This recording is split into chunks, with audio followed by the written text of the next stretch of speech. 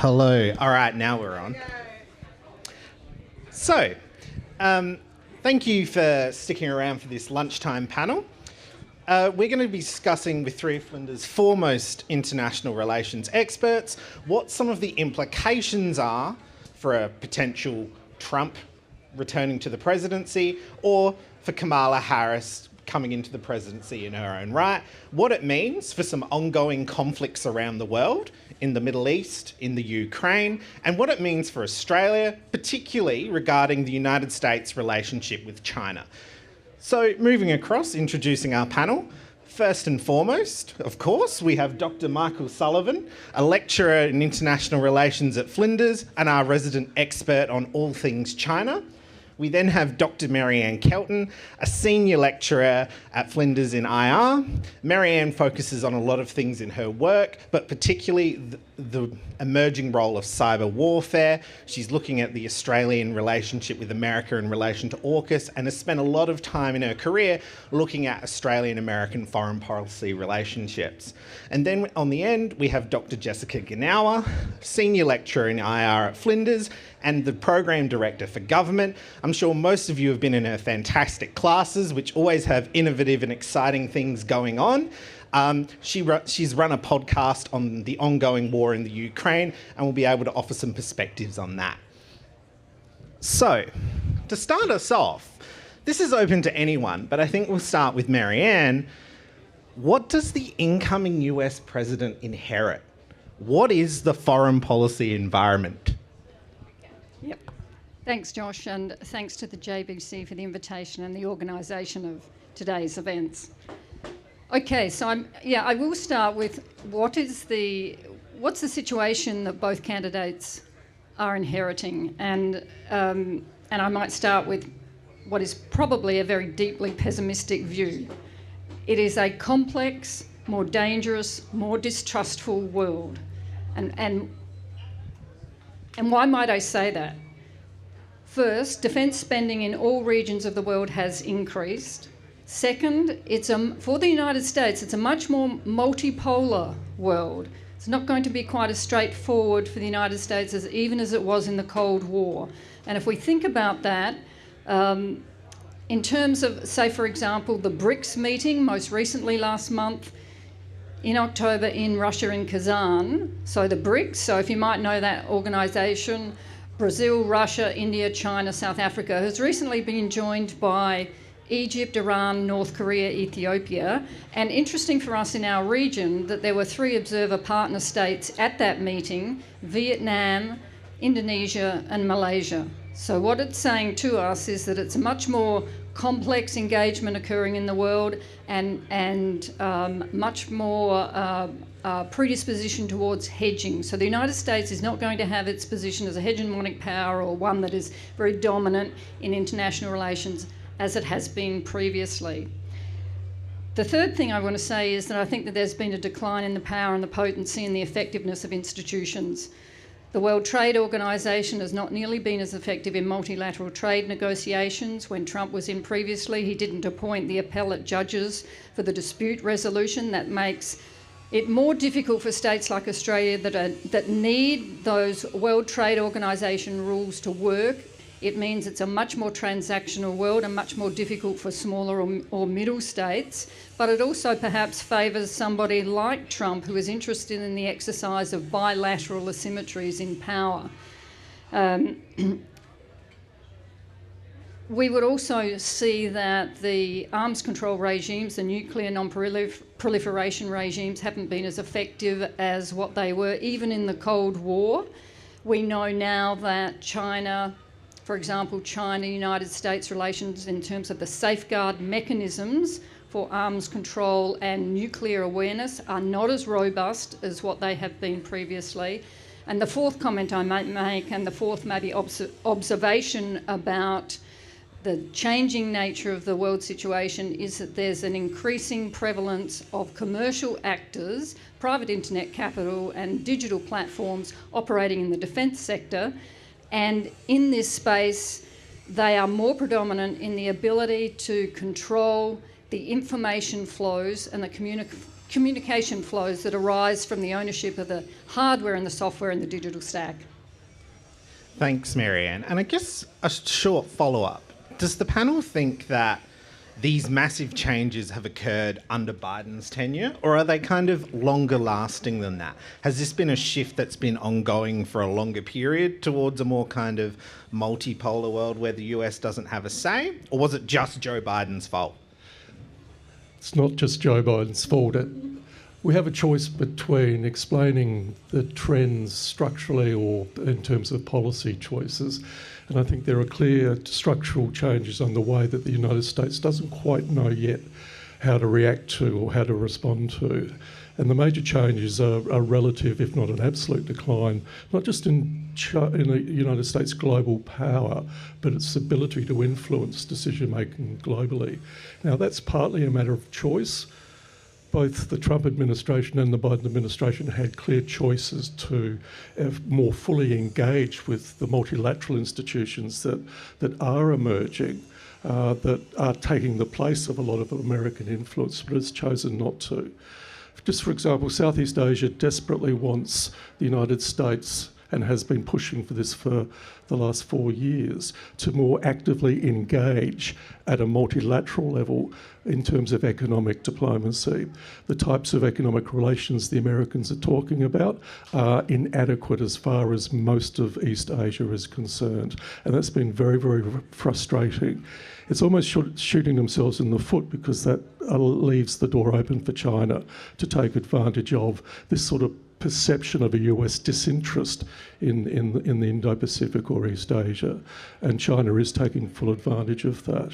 But there are policy options available, but if it is a structural decline, as I think it is, it may be too late. The world has moved on and is moving on, and America's ability under either Trump or Harris to change direction internationally is becoming more limited, because its power and its influence is in relative decline. And I think that's sort of the situation that the incoming president will be confronting. So their choice is either to, well, American hegemony is essential and we need to re-establish it and protect it and secure it at all costs. And I think there are a few people that Trump will probably have as his foreign policy advisors that strongly believe that. So that's going to be a change, I think, from the current trend, which is still grappling with how to respond. There's a lot of policy advice in Washington now that US hegemony is over, and that we need to adjust to a more complex, as Marryanne said, multilateral world. And I think that'll be the major challenge for whoever comes in this afternoon or in the coming days. Thanks for that, Michael and Marryanne. So kind of either way here, the president, no matter who that may be, finds a radically changed foreign policy world where America isn't calling the shots. Now, in terms of kind of existing conflicts, a major flashpoint in the world right now is the war in the Ukraine. And I guess I'll direct this to Jessica. Does it matter who wins the next presidential election for the Ukraine? I think in answer to that question that it does matter, but we don't know to what extent it matters and in what way it matters. But it definitely will matter. So what I'm broadly expecting for Ukraine, and really neither a Trump presidency nor a Harris presidency would deliver any kind of decisive victory for Ukraine, if that's what Ukraine might be looking for, in the ongoing war between Ukraine and Russia. But what I'm broadly expecting is that a Kamala Harris presidency, the approach to foreign policy will be more or less more of the same. So we're not going to see Kamala Harris doing anything really extreme, bold or brave in the foreign policy space. And that's because she would know as president that her popularity is riding on domestic issues, not foreign policy issues. So in some ways, I mean, she's coming into a very challenging foreign policy environment, as Marryanne mentioned, but in some ways her best case would be everything calm and quiet for 4 years and not much attention paid to foreign policy. That's unlikely to happen just because of the environment that she's coming into, but she's not going to want to do anything that's seen as sort of, really taking a strong stand in any specific direction. So I think in terms of Ukraine, what we would see is continued US military aid for Ukraine, probably ongoing conflict, which we're already seeing this kind of intractable conflict ongoing until such time as both parties involved, Russia and Ukraine, feel that a political settlement is more beneficial to them than continuing fighting. Unfortunately, what we've seen in other conflicts around the world is that can take a very long time for the cost to mount to such an extent that both parties actually prefer a political negotiated settlement. The one thing under a Harris presidency that could be a game changer for Ukraine would be gaining membership of NATO.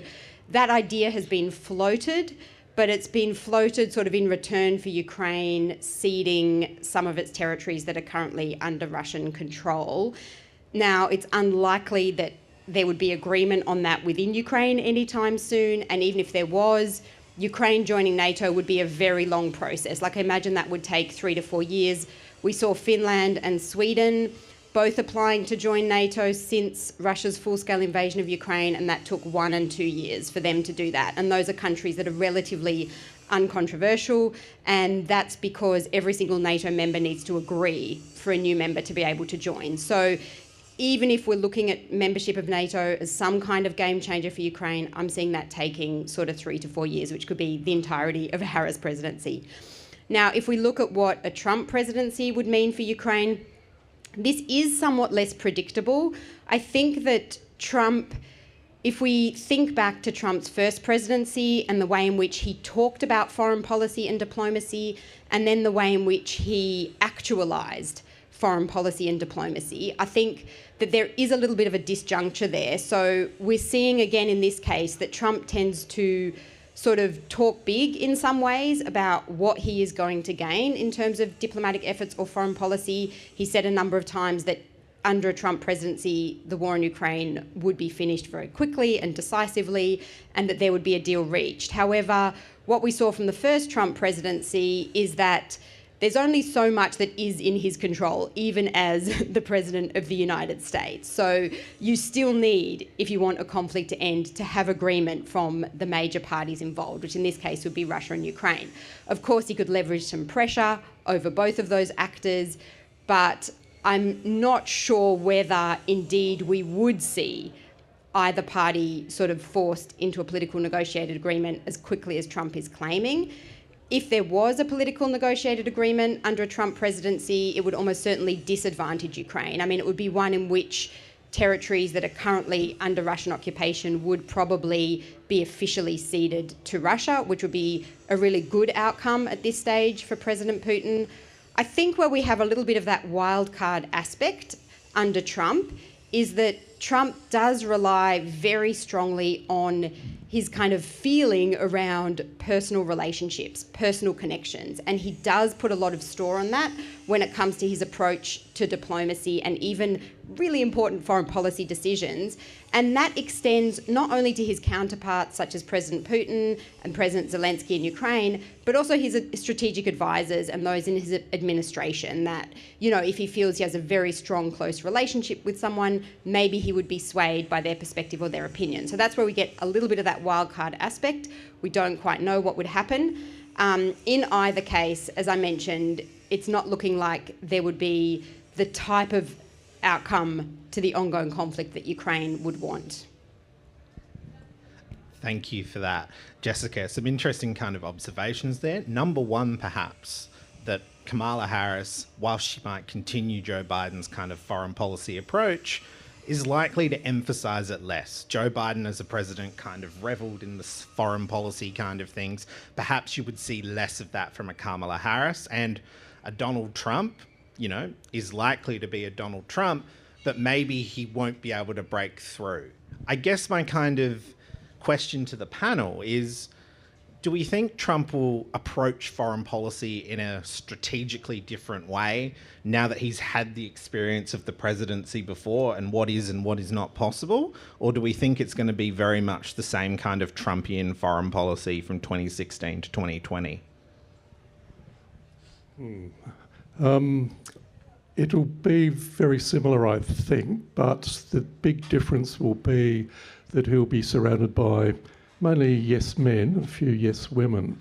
So the clear intention, whether he'll be able to continue on with this for a long time, is to clean out those that don't agree with him, and to have the yes men and women surrounding him and advising him. And they're going to be much more hardline, much more, some of them erratic as well. We know that from some of the economic policies from the first administration, especially with China, that hard anti-China perspective is going to be probably much stronger under a Trump administration, because that's what the people will be telling him. How that is translated then into policy, that's the unknown factor, and I'm sure the Chinese leadership is trying to work out how to respond to a Trump presidency if it comes about, for those reasons. That I think the unpredictability of dealing with President Trump, even though he says he has a good personal working relationship with Xi, I'm not sure if Xi actually sees their relationship in exactly the same way. I think they'd much prefer to work with a normal US president. I just remind you, when Trump visited Beijing in 2017, towards the end of 2017, it went really, really well. Xi Jinping didn't meet him at the airport, as you often do, but met them in Zhongnanhai, which is the leadership compound. And all of the symbolism and all of the imagery was almost of Xi as the emperor and the vassal Trump coming to talk. And they showed an opera the first night after the banquet, and it was The Monkey King. Now, I think that was sending a clear message as well about the Chinese attitude towards... This was the time the US was hardening their position towards China, calling it a strategic competitor for the first time, etc., etc. So I think The Monkey King, probably summarises China's current leadership's attitude towards the previous Trump administration and what it will have to deal with an incoming administration. Having said that, don't forget also that Harris is a Democrat, and the Democrats have had a very hard line on China for a long, long time. It's not the Republicans that wanted to do stuff. When China joined the World Trade Organization back in the beginning of the century, it was the Democrats that were strongly opposed to China joining. And the two main voices leading the anti-China charge were Chuck Schumer and Nancy Pelosi. And they're still very, very powerful and influential today. So that New York Democrat push didn't work back then. So that's where a lot of the politics is coming from. And the Chinese would know that as well. So they'd have some reservations about a Harris presidency, because it might be even more hardline, less erratic, but more hardline, especially in the tech space, which worries the Chinese. Marryanne? I think this is a really good question, Josh, about how Trump sees strategy. I mean, if we think back to the Ukrainian case, at the end of the Cold War, the deal with Ukraine was that it would remember that it was part of the Soviet Union and it had a very strong nuclear arsenal situated in Ukraine. But the deal was that Ukraine would relinquish its nuclear weapons in favour of support, or to be supported, particularly by the United States in terms of conventional weapons. When Trump gets into power in 2016, he makes decisions through the next few years that he will delay the provision of arms to Ukraine. And think about that in terms of the power relationship between Russia and Ukraine, and the perceptions of Ukrainian ability to deter an aggressor, what effect that change might have, and what that decision or what those delays, how that might be realised in Russia's perception of opportunity. And so that's a case of Ukraine. And in the Chinese example, we might think to, in the last Trump presidency, the Chinese perception of Trump's unpredictability, and perhaps at the time perceiving that the United States was, and Trump, considering more aggressive actions, and it took the chair of the Joint Chiefs of Staff at the time, General Mark Milley, to contact his Chinese counterparts and effectively de-escalate that situation. And I think two key case indicators of how Trump may or may not think about the strategic implications of decisions.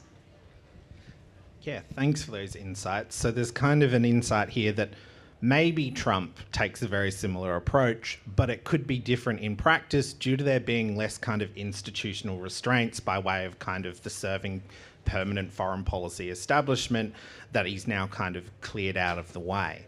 I guess, before we move towards questions, I've got to ask us to address our little old island. What does it mean for us if Kamala Harris is the President of the United States for the next 4 years? And what does it mean for us if it's Donald Trump? Anyone want to start? Thanks, Josh. I might echo Jess's point to start with Harris, that we might expect more of the same. So an alliance that is intimate, that is integrated, increasing interoperability.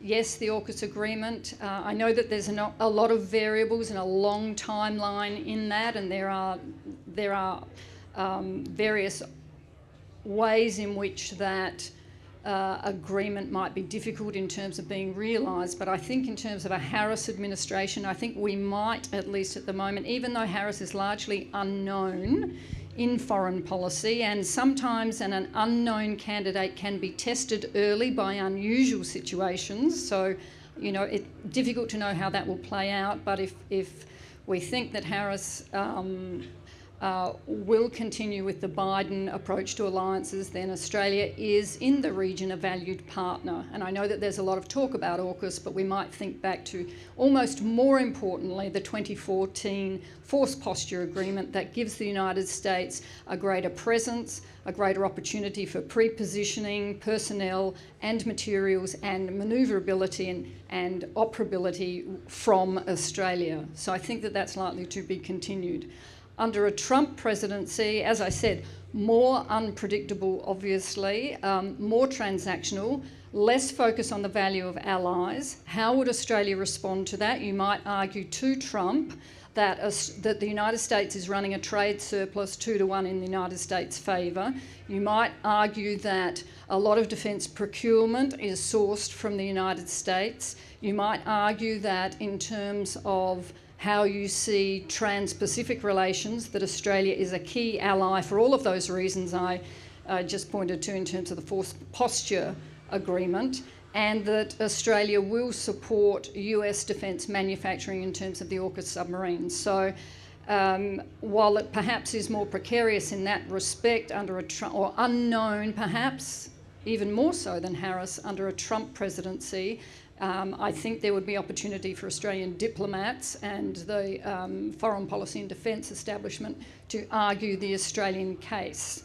I might defer then to Michael and Jess, but we could also talk about economic security, and I think that there are significant implications from the policies that both Harris and Trump are at least espousing at this point in terms of effect on the Australian economy. But yeah, I think Marryanne's right. It's imperative that our military people continue to talk to America's military people. To me, the issue will be, how will Trump manage his military people? I think at that decision-making level, defence and foreign policy, the rational actors will be trying to be as rational as possible. But that doesn't mean that the unpredictability with Trump in terms of dealing with rational arguments and rational decision-making will not scupper a lot of that.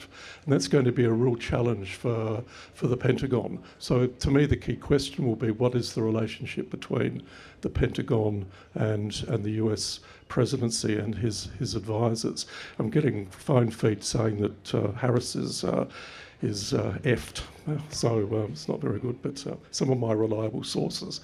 So I don't know whether there's anything more official than that, but yeah, they're saying it's not looking good if you're a Harris supporter. But anyway, so I'm starting to think already how we're going to deal with Trump. That might be premature, but I think it might be wise. Yes, thank you for those observations. So, Australia might prefer a more kind of steady and stable approach, but we still have an opportunity to kind of demonstrate our value, if only in a more transactional way, to the US under Trump. I just wanted to were there any other reflections from the panel that we wanted to kind of mention regarding Trump and foreign policy? Yeah, economic security. So I guess then kind of to feed onto that, what would be the repercussions of kind of a new Trump presidency for Australia's economic security? Well, if you look at Trump's current statements about how he will approach the US economy, there'll be significant corporate tax cuts, a reduction of 21 to 15%. There'll be imposition of tariffs.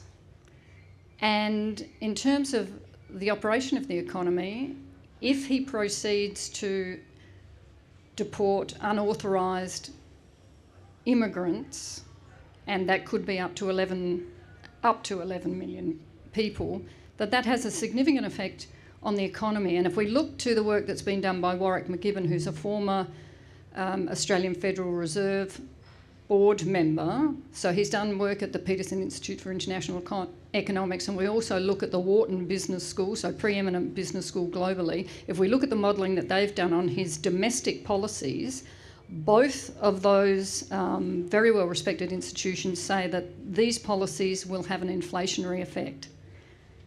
And that's interesting for Australia, who is dealing with the question of inflation and dealing with the question of interest rates, that if inflation is exported globally and exported to Australia, that has quite significant implications for the Australian government and indeed the RBA, who have just said that they are holding interest rates, but they are looking to factors occurring internationally. And my best guess would be that they would be looking closely to the effects of the both candidates' policies. I mean, if we think about Trump, if we think about Harris, Harris is also advocating greater social welfare assistance. So, I think, this question of inflation for Australia and the implications of all of that for all of us here shouldn't be sort of lost in a discussion more broadly about foreign policy in its more pure security effects. I think we should think about economic security for Australia. And then, of course, if Trump imposes up to 60% or 60% plus tariffs on China, what does a trade war with China mean? What are the global implications of a more protectionist environment for a country that, for an Australia that is really dependent on exports and imports internationally? The effects of that, effect of any trade war with China and any recessionary effects in China is very problematic for Australian exporters and the Australian economy. So there are, I think, prospectively, very significant implications of what might transpire in the United States. Yeah, thanks, Marryanne. That's a really important observation, particularly because when we think here about the Reserve Bank sets interest rates and everyone's mortgages go up and down according to those. In the United States, there's not such a clear-cut relationship between what the Federal Reserve can do to interest rates and its actual impact on spending. So once inflation's out of the bag in the US, as Marryanne kind of gets at, it can be really hard to put it back. I guess a sort of curveball question I might do kind of in the vein of expanding security. Did anyone on the panel, maybe Jess, you want to jump in here? Is there any sort of impact on environmental security which could come out of Trump winning this election?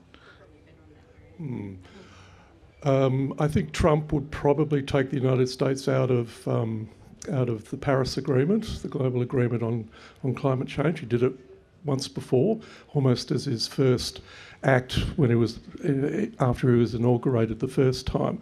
The Republicans' attitude towards the environment is that there's probably not a problem, and that the more oil and gas we can produce, et cetera, is better for the American economy.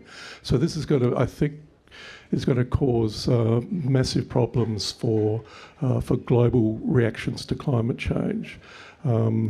And given that China is a major player, both as a heavy polluter at the moment, but also as a leader in a lot of the green technologies, it is the global leader now by far. The issues of tariffs and things is going to have a major impact, negative impact on renewable energy sources, EVs, cars and batteries and things as part of the solution to global climate change.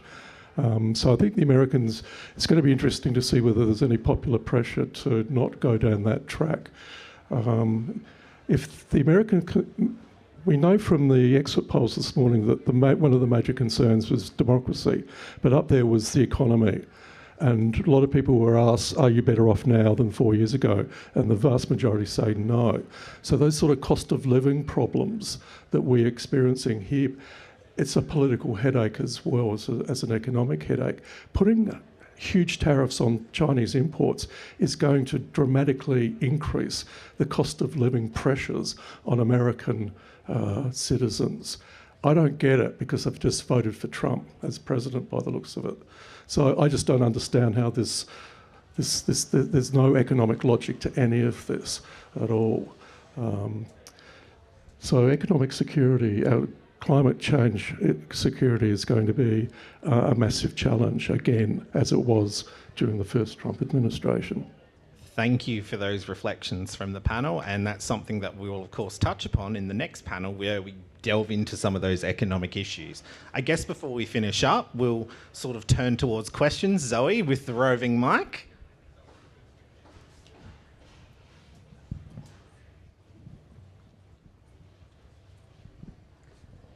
So there seems to not have been a lot of talk about the Middle East when it comes to American foreign policy in this panel so far.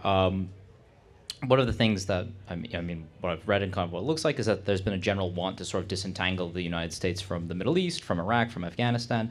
And I guess when looking at the Israel-Palestine conflict, which is ongoing, how would a potential Trump presidency affect that versus a Harris presidency? I ask with, Trump's history of legitimizing settlements in the West Bank and his moving of the embassy to Jerusalem.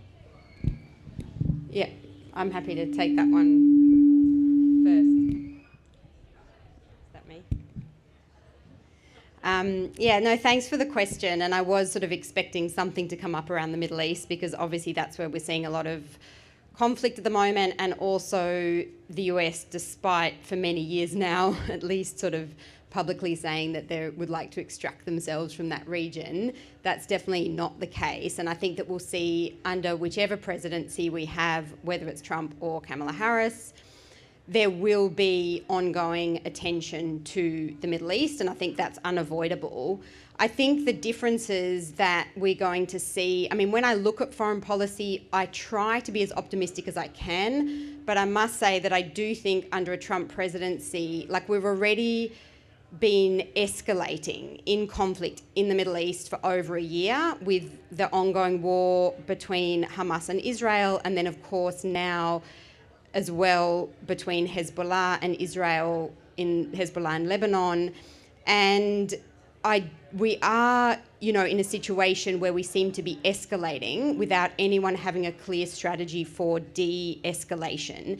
And I do think that under a Trump presidency, we are likely to see that trend increase in the sense that one foreign policy issue where Trump has relatively put forward a clear position is towards Iran and issues around the Middle East. So I think we could see, I hope we don't, but we could see under a Trump presidency that some kind of more direct conflict between Iran and Israel does take place, which would also drag in the US and with, potentially pretty disastrous consequences, not only for the Middle East region, but also looking, further abroad. Marryanne was talking about economic consequences. Of course, war and conflict has economic consequences for Australia as well, and certainly an escalated conflict in the Middle East, that would be the case. Under a Kamala Harris presidency, a little bit more similar to my comment around the war in Ukraine, I think that we're going to see in some ways a continuation of the US attempting to influence all parties to come to some kind of negotiated political agreement, but I don't see that as necessarily being particularly effective. We've seen over the last year various actors, Qatar, the US, also Egypt has been involved in some capacity, sort of trying to influence key actors involved towards a negotiated settlement with no success so far. So I don't see a Kamala Harris presidency being more successful. I think that the most sort of optimistically, I guess we could look at it, is to expect that under a Kamala Harris presidency, there may not at least be a kind of a critical escalation, and that we would see some sort of ongoing conflict. Talking more about that would get more into the weeds, so we can do that in Q&A if you want to. More of a kind of ongoing conflict until there's either some kind of unilateral withdrawal on Israel's part or some kind of political solution or political agreement, but I would see that taking still some time. Yep. My question was similar, but what happens to... So you got Europe calling for more embargoes. More and more countries are signing up to call embargoes on Israel. So what happens to the relationship between Trump, if he gets elected, with their Europe counterparts? I think it will confirm to Trump that Europe's not worth it, that they haven't been carrying their weight. We, the United States, have done all these good things for them, and look, they're not following our policies, they're doing their own thing. So they don't need us and we clearly don't need them. That sort of getting out of NATO rhetoric is probably real for President Trump.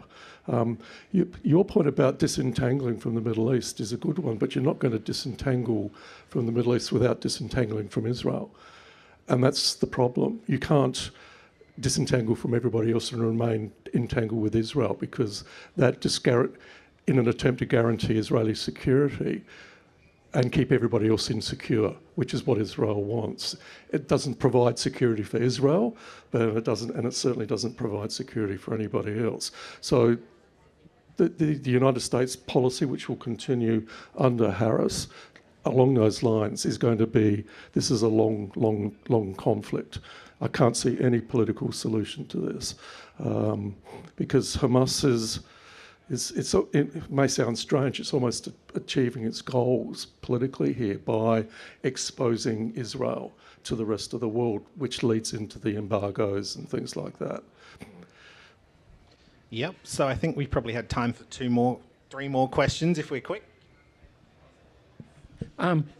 Yeah, I'm just wondering about the future of AUKUS if Trump does get elected, because I'm a naval veteran. Last week I choked on my scotch when I heard that we've only got one operational sub, and then I think over the last week there's been naval exercises between Russia and Indonesia. So I was just wondering, does Trump still acknowledge that these Virginia-class subs have to be built and have to be sold to Australia? Or do you think it might be all just dumped? I'll come in first. That's what he will be advised. Whether he listens and can be convinced. This was your idea, Mr. President. It's a good idea. That's how you actually get to Trump, to get him to do something, by telling him it was originally his good idea. I think the problem with Pillar 1, which is the subs of AUKUS, the Pillar 2, I think it's going to do a lot of interesting stuff, which is about the tech. The problem is the US shipbuilding capacity is limited. The United States orders for their own Navy are for 2 Virginia-class subs per year for the next 20 years or something. There's a lot of them. They're not anywhere near building 2. They're building about 1.2 max a year, so they're already about a decade behind their programs. That is going to be an issue for Congress, not necessarily for the President, because they're going to have to keep on funding these things. There's already discussion and papers out in Washington that are advising maybe we should rethink selling nuclear-powered subs to Australia. Let's lease them or do something like that. Let's have a joint partnership rather than actually sell the subs to us. So I think there's already cracks appearing in Washington, in Congress. So we'll have to wait for the makeup of the new Congress, of course. But I think that legacy of thinking will influence the next Congress. The SA Premier a few months ago went to Washington and came back and said some unusual things in some interviews, that South Australia can't do this by itself. This is a whole of country. So we need the Eastern Seaboard to be on board with this. And I got the distinct impression that he got the distinct impression that this is all too hard. And we've got to continue to sell it as the future of the state, as the defence state. But it's a lot harder than I think they thought, because of the US capacity constraints that are going to be there for a long time, regardless of whether it's a good idea strategically to have nuclear-powered subs. I don't think it is, but there's a debate to be had there. And the issue of just having one column class in the water at the moment just raises all of these issues, because we're not going to get the new subs for decades. So how are we going to extend the life of the Collins? We can't. Basically, they are at end of life, I think. Their sustainment has been finished. And as I discovered with the frigate-class submarines, Anzac-class frigates, I think, where they went to upgrade them a couple of years ago, you strip them out and everything was rusted. You could not put any more new equipment in those. So their seaworthiness as a ship was at the end of their life. I think it's going to be the same with the subs. Perhaps I might just add to that. Pillar 1 and Pillar 2, the interrelationship is interesting, because Pillar 2, part of the work there will be on undersea remote vehicles, and if we think that the attack class submarines won't be delivered for some time, and I appreciate both that the United States and the United Kingdom have ballistic missile and attack class submarines to deliver. And there may be some questions about British submarine construction as well as the US, and that's where the submarines are going to be constructed. But whether that work on those remote capability speaks to that longevity of the delivery of the AUKUS submarine, and that is where the future might go in terms of undersea surveillance. I know that that's a contested area, but it is possible that work in Pillar 2 is looking to that problem. Thank you. Great panel. Thanks for your comments. I might just direct this more to Marryanne. It looks like we are heading for a Trump presidency, and my question is to do with international trade. Given that the Albanese government have done a pretty good job at restoring relations with China, the last tariffs on rock lobsters have just gone, and in part thanks to Penny Wong, I think there's been a very great effort to rebuild the whole trade relationship with China. Under a Trump presidency, and I agree with you, Michael, I think Trump failed Economics 101, that nowhere in the world has it worked well. And it's opposed by the American Chamber of Commerce, but he's talking about 100% tariffs on Chinese EVs, so it's highly likely to lead to a trade war again with China. So my simple question is, can Australia navigate its way around the US if it's a Trump, particularly if it's a Trump government, and be able to maintain a healthy trade relationship with China? And I know there's no easy answer to that. Thank you. Jim, you're right. It could even be a lot worse this time around than the last time during the Trump administration, because the economic irrationality of a lot of the Trump policies will make it difficult for all other actors, including Australia, to respond rationally. So I think there is a concern about the trade of effects that will undoubtedly flow on from whatever China chooses to do. Fortunately, we've got better political relations just at the moment with China. We've got to work really, really hard on maintaining that dialogue. And I know the Trade Minister here is very keen on doing that and keeping them open. But it's politically got to be a challenge for us as well, because everybody will be pointing the finger at Trump, and we won't say a thing, as we didn't say anything anti-Trump or against Trump during the first administration. And that was part of the uncertainty in Beijing about why aren't the Australians sort of pointing out that there's a lot of irrationality in the style of the Trump administration and what some of his key figures, like Mike Pompeo, the Secretary of State, was saying about China. It was almost regime change. Our foreign policy is regime change in China. So if we see anything like that again, the Australian government will be asked, well, what's your attitude towards this dreadful trend shift in US foreign policy? What are we going to say? We're going to say, ask the Australian ambassador, Kevin Rudd. Yeah. And back there, I believe. Oh, sorry, Marryanne.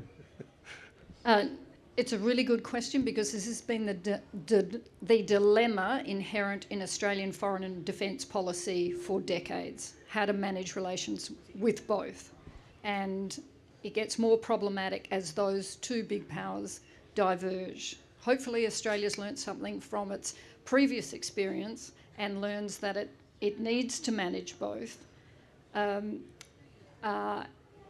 Washington has said previously, and Trump has said previously in this sort of process of, or espousing this policy of decoupling, that the rest of the world will follow on. The rest of the world won't follow on from any kind of decoupling approach. That if the United States doesn't embrace a trade relationship with China, and I think there's plenty of debate about whether it will, and there'll be plenty of other workarounds anyway, but that others in the international community will see opportunities for cheaper purchases of EVs and all of the work they've done in solar panels and batteries that, as Michael said, are world leading. So it's not going to be the sort of decoupling and the de-risking. There's questions about where capital will choose to invest, and I think that will be significant. But one of the really big questions that is not much discussed, and it should be, is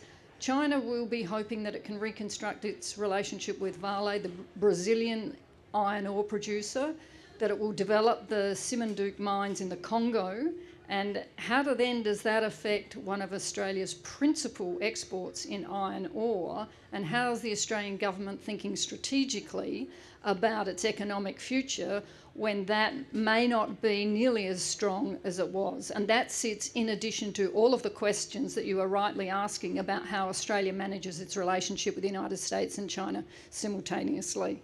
So there are very big strategic questions for the Australian government in terms of its economic strength and economic future. Can I just quickly add, Josh, that decoupling is a myth. It can't work. It doesn't work for a couple of reasons. China, for everything that is part of the decoupling, China has a workaround. It works out ways of either ignoring, avoiding, doing things that don't come under restrictions on tech flows and things like that. And the Chinese have been very good at avoiding most of the worst consequences of decoupling. And secondly, the rest of the world is now and will continue to work out new and innovative ways of recoupling with China, new forms of coupling that are outside the American economic sphere of influence. So this could and will, I predict, come back and hurt the American economy. And I think a lot of the rational economic advice in the United States is don't decouple because it doesn't work and it hurts us. Because the rest of the world is moving on. There is a regional economy emerging that the United States is largely on the outside of. It's not totally, of course, but it just refuses to engage constructively with allies, let alone working out new ways of engaging with China. So it's the allies that have a growing stronger voice here, and the United States is ignoring them as well. The major regional trading arrangements that China is very important to, but so is the rest of the regional economy, the United States is just simply not involved in and shows no interest in joining or rejoining.